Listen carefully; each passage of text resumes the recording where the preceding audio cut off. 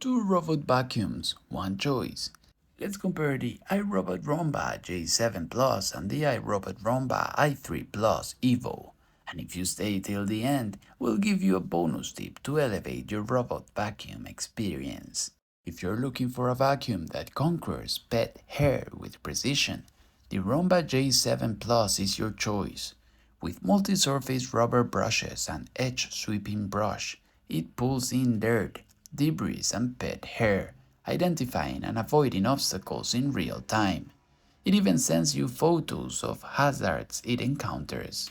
On the other hand, the Roomba i3 Plus Evo offers powerful performance and self-emptying capabilities, cleaning rooms with smart mapping and 10 times power lifting suction. The i3 Plus learns your cleaning habits and suggests schedules, while the Clean Base allows it to empty itself for up to 60 days.